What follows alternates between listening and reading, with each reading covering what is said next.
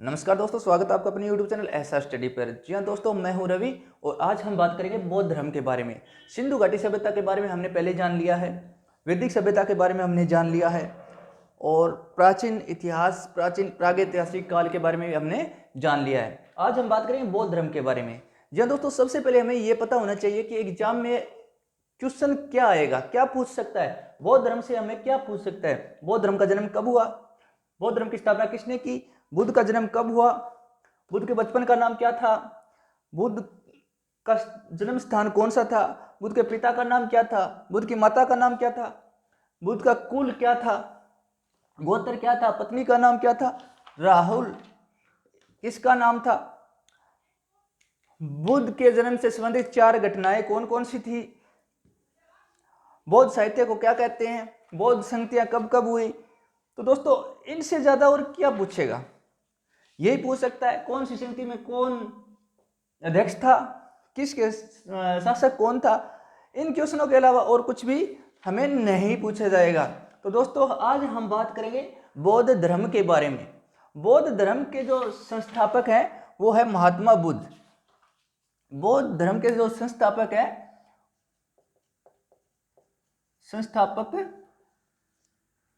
वो है महात्मा बुद्ध।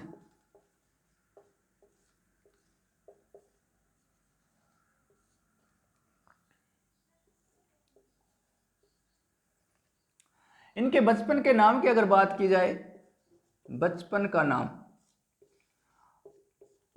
महात्मा बुद्ध के बचपन का नाम था सिद्धार्थ।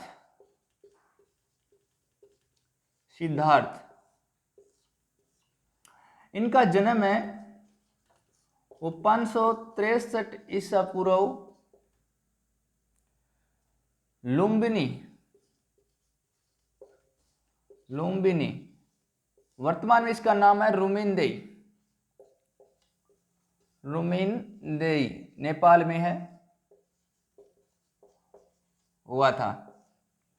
इनके पिता का नाम था सुधोदन, सुधोदन। माता का नाम था, महात्मा बुद्ध की माता का नाम था महामाया।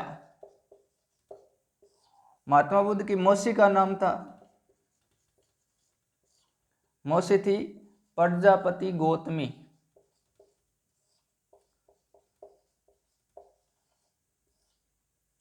ये हमने बात की महात्मा बुद्ध के बारे में। बौद्ध धर्म के संस्थापक है महात्मा बुद्ध। बचपन का नाम इनका सिद्धार्थ था। जन्म 563 ईसा पूर्व लुम्बिनी में हुआ था, जिसका वर्तमान नाम है रुमिनदेई। वर्तमान में यह नेपाल में है। पिता का नाम इनका सुशोधन था, माता का नाम महामाया और मौसी इनकी प्रजापति गौतमी थी। जो भी क्वेश्चन पूछे जाएंगे दोस्तों, इसके अंदर से ही पूछे जाएंगे, तो वीडियो में लास्ट तक बने रहे और साथ में दोस्तों चैनल को सब्सक्राइब कर दें और बेल आइकन को जरूर दबा दें, ताकि आने वाले सभी वीडियो आप तक तुरंत पहुंच के और आपकी तैयारी है वो अच्छे से चलती रहे। दोस्तों, आप चाहे किसी भी एग्जाम की तैयारी कर रहे हो, सभी एग्जाम की दृष्टि से ये अत्यंत ही महत्वपूर्ण साबित होगा। इनके कुल की अगर बात की जाए तो ये शाक्य कुल के थे, शाक्य। इनका गोत्र बात करें तो गौतम। पत्नी का नाम इनकी यशोधरा और इनके पुत्र का नाम था राहुल। यह हमने जाना महात्मा बुद्ध के परिवार के बारे में।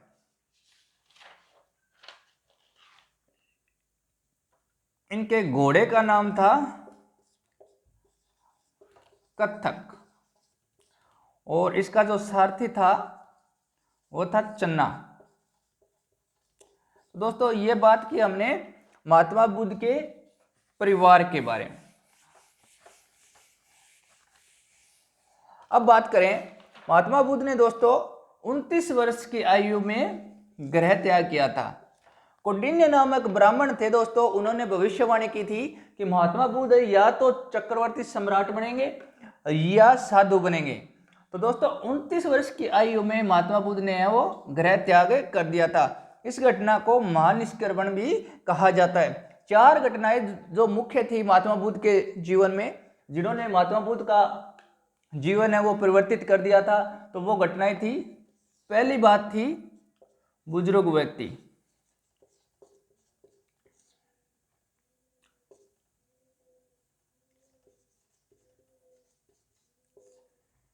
दो नंबर जो बात थी जिसने महात्मा बुद्ध का जीवन है वो बदल दिया था, वो थी बीमार व्यक्ति।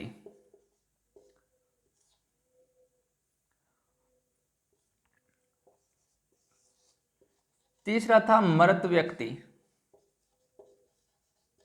और चौथा जो था वो था साधु। इन चार व्यक्तियों ने महात्मा बुद्ध के जीवन को परिवर्तित कर दिया था। बुजुर्ग व्यक्ति, बीमार व्यक्ति, मृत व्यक्ति और साधु। भगवान बुद्ध सर्वप्रथम दोस्तों सांख्य दर्शन के आचार्य थे अल्लाह कलाम। सांख्य दर्शन के आचार्य थे अल्लाह कलाम। इनके पास गए, यहाँ इन्होंने सांख्य दर्शन का ज्ञान है वो प्राप्त किया। भगवान बुद्ध दोस्तों रामपुत्र से भी शिक्षा ग्रहण की थी। कौंडिन्य ने आदि ब्राह्मणों के साथ कठिन तपस्या करी। 35 वर्ष की आयु में दोस्तों इन्हें ज्ञान की प्राप्ति हुई थी। 35 वर्ष की आयु में निरंजना नदी के तट पर पीपल वृक्ष के नीचे, पीपल वृक्ष के नीचे, निरंजना नदी के तट पर पीपल वृक्ष के नीचे इन्हें ज्ञान की प्राप्ति हुई थी। इस पीपल के वृक्ष को दोस्तों बोधि वृक्ष कहा जाता है। इस बोधि वृक्ष को दोस्तों गौड़ शासक हुआ था, गौड़ शासक, गौड़ वंश का शासक था शशांक।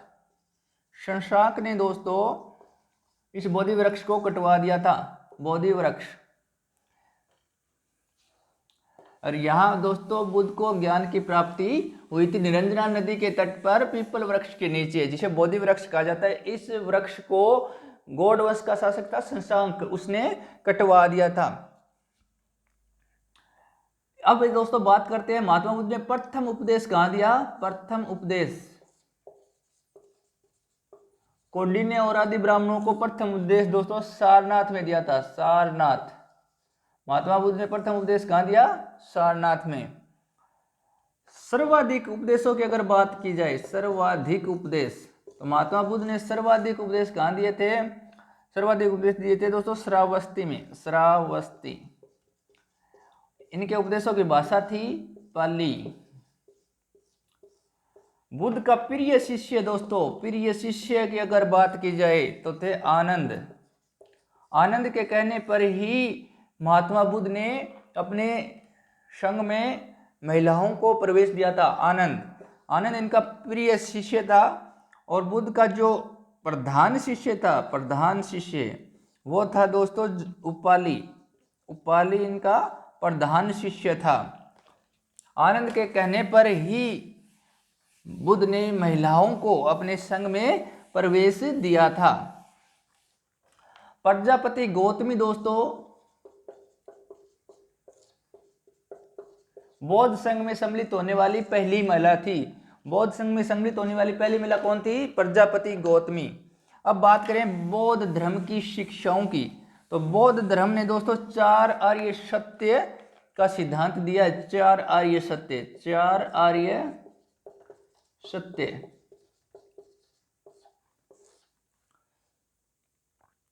पहला जो है वो है दुख, दूसरा है दुख का कारण, तीसरा है दुख के कारण का निवारण। दुख सभी को है, दुख का है तो दुख का कारण भी है और दुख के कारण का निवारण भी है, और इसके लिए दोस्तों मार्ग भी है, दुख निवारण मार्ग। तो दोस्तों ये 4 आर्य सत्य की बात महात्मा बुद्ध ने की है, बौद्ध धर्म की शिक्षाओं में है। दोस्तों जो सेकंड आर्य सत्य है दुख का कारण, दुख का कारण, इसके तहत बुद्ध ने एक सिद्धांत दिया था प्रतीत्य समुत्पाद। इसे कार्य कारणता का सिद्धांत भी कहते थे। बुद्ध ने दूसरे आर्य सत्य के तहत इसका प्रतिपादन किया था। यह बौद्ध दर्शन का कार्य कारणता का सिद्धांत भी कहलाता है। दूसरे आर्य सत्य के तहत एक सिद्धांत दिया था बुद्ध ने, प्रत्युत्य समुत्पाद। इसका दूसरा नाम है कार्य कारणता का सिद्धांत। इसका शाब्दिक अर्थ होता है ऐसा होने पर वैसा होना। भगवान बुद्ध ने दुख का कारण दोस्तों अज्ञानता को माना है, अज्ञान को माना है। इसके निवारण के लिए दोस्तों बुद्ध ने अष्टांगिक मार्ग का प्रतिपादन किया था, जो चौथे आर्य के तहत किया था। यानी दुख के निवारण का जो मार्ग है उसके तहत इन्होंने चौथे आर्य के तहत इन्होंने एक सिद्धांत दिया था जिसे अष्टांगिक मार्ग कहा जाता है। अष्टांगिक मार्ग की अगर बात की जाए, सम्यक दृष्टि, सम्यक संकल्प, सम्यक वाक, सम्यक कर्मांत, सम्यक आजीव, सम्यक व्यायाम, सम्यक स्मृति और सम्यक समाधि, ये दोस्तों अष्टांगिक मार्ग के तत्व हैं। अब बात करें दोस्तों बौद्ध दर्शन की। बौद्ध दर्शन दोस्तों अनित्यवादी या क्षणिकवादी है। अनित्यवादी बौद्ध दर्शन है वो अनित्यवादी है, अनात्मवादी है, अनिश्वरवादी है। बौद्ध दर्शन दोस्तों अनित्यवादी या क्षणिकवादी है। अनित्यवादी, अनित्यवादी या इसे कहते हैं दोस्तों क्षणिकवादी। क्षणिकवादी भगवान बुद्ध के अनुसार दोस्तों इस जगत की सभी वस्तुओं का अस्तित्व क्षण भर के लिए है। इस जगत की सभी वस्तुएं अनित्य है। तो इसे दोस्तों अनित्यवादी या क्षणिकवादी सिद्धांत है वो कहा गया। बुद्ध के अनुसार प्रत्येक वस्तु में प्रत्येक क्षण कुछ न कुछ परिवर्तन है वो होता रहता है। दूसरा जो सिद्धांत दिया था वो था अनात्मवादी। बौद्ध दर्शन है वो अनात्मवादी है। बौद्ध दर्शन दोस्तों आत्मा की नित्य सत्ता में विश्वास नहीं करता है। भगवान बुद्ध के अनुसार दोस्तों विज्ञान के प्रवाह का पुनर्जन्म होता है। विज्ञान यानी दोस्तों विचार के प्रवाह का पुनर्जन्म होता है। यानी पुनर्जन्म में विश्वास करते थे लेकिन आत्मा में विश्वास है वो नहीं करते थे। बुद्ध के अनुसार विचार ही दोस्तों क्या थी? आत्मा थी। बुद्ध ने कहा था विचार के प्रवाह का पुनर्जन्म होता है लेकिन आत्मा को वो नहीं मानते थे। बौद्ध दर्शन दोस्तों पुनर्जन्म में विश्वास तो करता है।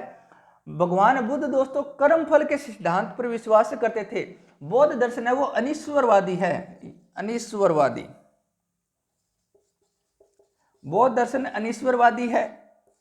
और बुद्ध ने अंतिम लक्ष्य दोस्तों निर्वाण को माना है। निर्वाण को उन्होंने अंतिम लक्ष्य माना है। बुद्ध ने दोस्तों निर्वाण को अंतिम लक्ष्य वो माना। निर्वाण का जो शाब्दिक अर्थ है दोस्तों उसका अर्थ है बुझ जाना। निर्वाण का मतलब होता है दोस्तों बुझ जाना।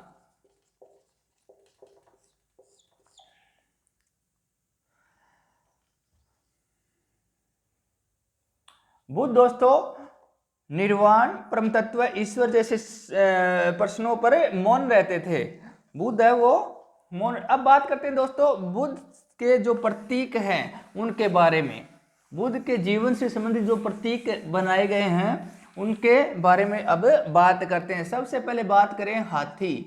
हाथी है दोस्तों बुद्ध के गर्भ में आने का प्रतीक है। गर्भ में आने का प्रतीक, आने का प्रतीक हाथी है। बैल या सांड की अगर बात की जाए तो दोस्तों बुद्ध के जन्म का प्रतीक है। जन्म का प्रतीक। अब बात करें घोड़ा की तो घोड़ा दोस्तों बुद्ध के गृह त्याग का प्रतीक है। गृह त्याग। स्तूप ये दोस्तों मृत्यु का प्रतीक है। बोधि वृक्ष, बोधि वृक्ष दोस्तों ज्ञान प्राप्ति का प्रतीक है। ज्ञान का प्रतीक। महानिष्क्रमण, महानिष्क्रमण दोस्तों बुद्ध के गृह त्याग की घटना को महानिष्क्रमण कहा गया है। और संबोधि जो ज्ञान प्राप्ति की घटना हुई थी 35 वर्ष में उसे संबोधि कहा गया है। और महापरिनिर्वाण, महापरिनिर्वाण इसे दोस्तों मोक्ष कहा गया है। तो ये दोस्तों बुद्ध के जीवन से संबंधित कुछ प्रतीक बनाए गए हैं।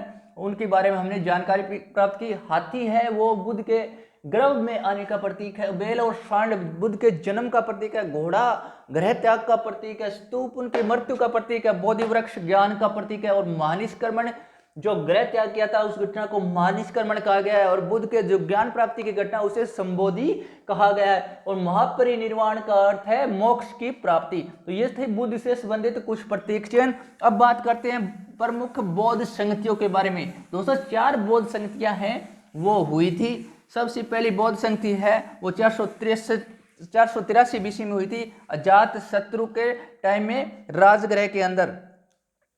सबसे पहली जो बौद्ध संगति थी वो 483 में। अब बात करते हैं अपन बौद्ध संगतियां।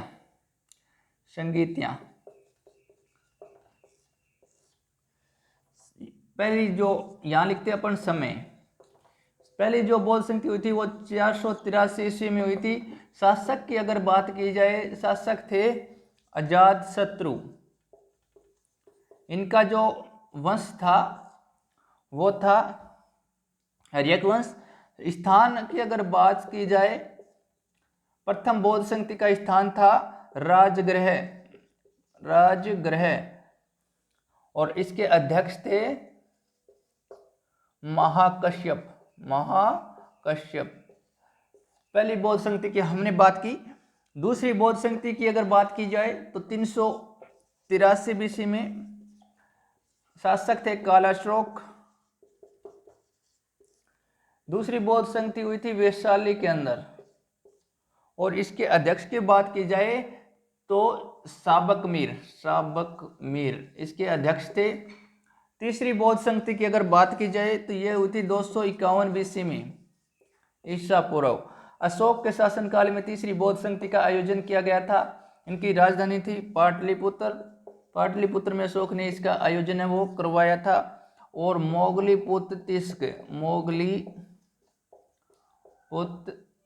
तिस्क इसके अध्यक्ष थे।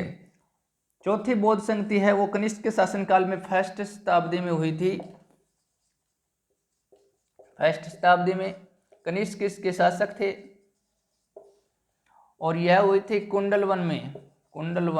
कश्मीर में कुंडलवन में यह संगति आयोजित की गई थी। वसुमित्र अध्यक्ष थे और अश्वघोष इसके उपाध्यक्ष थे। अब बात करते हैं एक एक बौद्ध संगति की। प्रथम बौद्ध संगति है दोस्तों 483 ईस्वी में अजातशत्रु के शासनकाल में राजगृह में। और इसके अध्यक्ष थे महाकश्यप। इस बौद्ध संगति में दोस्तों सूत पिटक की रचना की गई थी। सूत पिटक पहली जो बौद्ध संगति हुई है उसमें सूत पिटक की रचना वो की गई थी।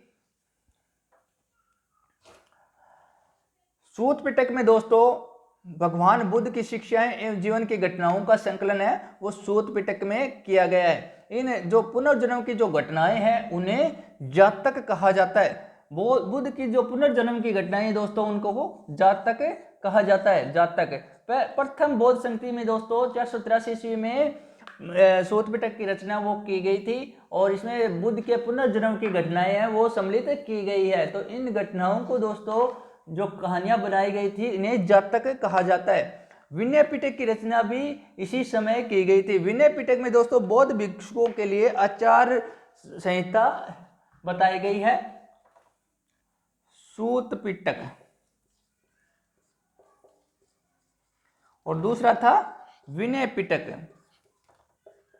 इन दोनों की रचनाएं प्रथम बौद्ध संगति के तहत की गई थी। सूत पिटक में दोस्तों पुनर्जन्म की घटनाएं और विनय पिटक में आचार विचार संहिता इसमें दी गई। दूसरी बौद्ध संगति 383 बीसी में कालाशोक के टाइम में वैशाली में इसका आयोजन किया गया था। इसके अध्यक्ष थे वो थे साबक मीर। दोस्तों इस समय बौद्ध धर्म है वो 2 शाखाओं में विभाजित हो गया था, स्थविर और महासंगिक। दूसरी बौद्ध संगति में स्थैंगिक व महासंगिक 2 शाखाओं में बौद्ध धर्म का विभाजन हो गया था। तीसरी अगर बौद्ध संगति की बात की जाए तो इसका आयोजन 251 बीसी में अशोक के शासनकाल में पाटलिपुत्र में किया गया था। इसके जो अध्यक्ष थे मोगलीपुत्र तिस्क थे। दोस्तों इस बौद्ध संगति में अभिधम पिटक पिटक की रचना की गई थी। अभिधम्म पिटक की रचना वो की गई थी। इसमें दोस्तों बौद्ध धर्म की व्याख्या वो की गई है। अभिधम्म पिटक में बौद्ध धर्म की व्याख्या की गई है।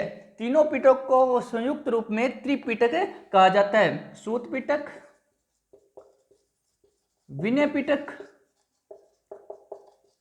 और अभिधम्म पिटक, तीनों को दोस्तों त्रिपिटक नाम दिया गया है। त्रिपिटक। तो दोस्तों एग्जाम में पूछा जाता है त्रिपिटक किससे संबंधित है, तो दोस्तों बौद्ध धर्म से संबंधित है। सूत पिटक में दोस्तों बुद्ध के पुनर्जन्म की घटनाओं का संकलन है वो इसमें किया गया है। विनय पिटक में आचार विचार संहिता दी गई है और अभिधम्म पिटक में दोस्तों बौद्ध धर्म की व्याख्या है वो की गई है। तो दोस्तों तीनों पिटकों के बारे में हमने जान लिया। चौथी बौद्ध संगति है दोस्तों वो फर्स्ट शताब्दी में कनिष्क के शासनकाल में कुंडलवन में आयोजित की गई थी। इसके अध्यक्ष थे वो वसुमित्र थे और उपाध्यक्ष थे वो अश्वघोष थे। तो बौद्ध संघ दो शाखाओं में, चौथी जो बौद्ध संगति हुई थी इसमें बौद्ध संघ दो शाखाओं में विभाजित हो गया था, हीनयान और महायान। हीनयान और महायान में इसका विभाजन है वो चौथी बौद्ध संगति में हुआ था। हीनयान और महायान, इन दोनों में दोस्तों फर्क है। हीनयान है दोस्तों ये परंपरावादी है और महायान है ये सुधारवादी है। ये तो है परंपरावादी और ये है सुधारवादी, महायान सुधारवादी। हीनयान वाले दोस्तों ईश्वर को नहीं मानते और बुद्ध को महापुरुष मानते हैं, महापुरुष। और महायान वाले बुद्ध को ईश्वर का अवतार मानते हैं, अवतार, ईश्वरीय अवतार है वो बुद्ध को महायान वाले मानते हैं। ये व्यक्तिगत निर्वाण पर बल देते हैं, व्यक्तिगत निर्वाण, और ये दोस्तों सामूहिक निर्वाण पर बल देते हैं। इनकी भाषा पाली है और इनकी भाषा दोस्तों संस्कृत है। हीनयान का दोस्तों परम तत्व है वो अरहत कहलाता है। अरहत एग्जाम में पूछा जाता है अरहत किसका परम तत्व है, तो दोस्तों हीनयान का जो परम तत्व है वो है अरहत और महायान का जो परम तत्व है वो है बोधिसत्व, बोधिसत्व। तो दोस्तों ये बात करी हमने हीनयान और महायान के बारे में। दोस्तों हीनयान जो संप्रदाय है वो बर्मा, थाईलैंड, लाओस, कंबोडिया और वियतनाम में है और महायान है दोस्तों चीन, उत्तरी कोरिया, दक्षिण कोरिया के अंदर। हीनयान है वो परंपरावादी है, महायान है वो सुधारवादी है। हीनयान है दोस्तों बुद्ध को महापुरुष मानते हैं और महायान वाले ईश्वर का अवतार मानते हैं। इन्होंने हीनयान वालों ने व्यक्तिगत निर्वाण को महत्व दिया हो, महायान वालों ने सामूहिक निर्वाण को महत्व दिया। इनकी भाषा पाली है और इनकी भाषा है वो संस्कृत है। इनका जो मूल तत्व है हीनयान का वो है अरहत और महायान का जो परमपद है वो है बुद्धिस्त्व है। ये बात की दोस्तों हमने हीनयान और महायान के बारे में। अगर बौद्ध धर्म का योगदान की अगर बात की जाए तो भगवान बुद्ध ने दोस्तों एक सरल और आडंबर विहीन धर्म का प्रतिपादन किया था। भगवान बुद्ध ने दोस्तों समतामूलक समाज पर विशेष बल दिया था एवं जातीय व्यवस्था को नकार दिया था। भगवान बुद्ध ने जातीय व्यवस्था को नकार दिया था। भगवान बुद्ध ने दोस्तों धर्म को अत्यंत साधारण रूप से परिभाषित है वो किया है। बौद्ध धर्म के कारण दोस्तों स्थापत्य कला का विकास हुआ है जिसमें दोस्तों चैत्य विहार स्तूपों का निर्माण है वो किया गया है। बौद्ध धर्म के कारण दोस्तों स्थापत्य कला का विकास चरम पर हुआ था। बौद्ध धर्म में दोस्तों चित्रकला का विकास हुआ जिसके तहत अजंता एलोरा की गुफाओं का निर्माण वो किया गया है। बौद्ध धर्म में दोस्तों महात्मा बुद्ध की मूर्तियों का निर्माण भी किया गया, तो जिससे मूर्तिकला का विकास भी हुआ है जिसके गंधार मूर्तिकला, मथुरा मूर्तिकला। भगवान बुद्ध ने दोस्तों अहिंसा पर बल दिया है जो 1857 की क्रांति में हमारा प्रमुख हथियार है वो बना था। बौद्ध धर्म के पतन के कारणों की अगर बात की जाए तो बौद्ध धर्म में दोस्तों आपसी फूट है इसके पतन का मुख्य कारण थी। बौद्ध धर्म में दोस्तों अंधविश्वास है वो ज़्यादा फैल गया था, जादू टोने टोटकों में ये विश्वास करने लग गए थे दोस्तों, इस कारण बौद्ध धर्म का पतन है वो हो गया था। ब्राह्मण धर्म में भी जो दोस्तों सुधारवादी आंदोलन चलाया था इस कारण बौद्ध धर्म का पतन है वो हो गया। तो ये बात की दोस्तों हमने बौद्ध धर्म के बारे में। दोस्तों वीडियो को लाइक शेयर जरूर करते, चाहे दोस्तों आप किसी भी एग्जाम की तैयारी कर लो।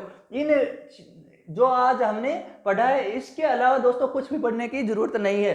इनमें से ही आपको क्वेश्चन है वो देखने को मिलेंगे। दोस्तों अब बात कर लेते हैं इसके क्वेश्चन की। गौतम बुद्ध का जन्म कब हुआ था? 563 ईस्वी में। गौतम बुद्ध का जन्म स्थान था दोस्तों लुम्बिनी। किस राजा के एक अभिलेख में सूचना मिलती है कि शाक्य मुनि बुद्ध का जन्म लुम्बिनी में हुआ था? तो दोस्तों अशोक के शिलालेख में हमें यह जानकारी मिलती है। अब बात करें दोस्तों, वह आदतन बौद्ध साहित्य जो बुद्ध के विभिन्न जन्मों के कथाओं के विषय में जानकारी देता, तो दोस्तों उसे जातक कहा जाता है। त्रिपिटक धर्म ग्रंथ किससे संबंधित है? दोस्तों बौद्ध से संबंधित है। बुद्ध ने किस स्थान पर महापरिनिर्वाण प्राप्त किया था? दोस्तों कुशीनारा में इन्होंने महापरिनिर्वाण है वो प्राप्त किया था। यूपीएससी परी 2011 में दोस्तों पूछा गया है, बीपीएससी परी 2011 में पूछा गया है। गौतम बुद्ध ने दोस्तों किस स्थान पर निर्वाण प्राप्त किया था? तो दोस्तों कुशीनारा में इन्होंने निर्माण प्राप्त किया था। तो छत्तीसगढ़ पीसीएस परी 2011 में ये पूछा गया क्वेश्चन है। एमपीएस दोस्तों परी 1997 में ये पूछा गया क्वेश्चन है।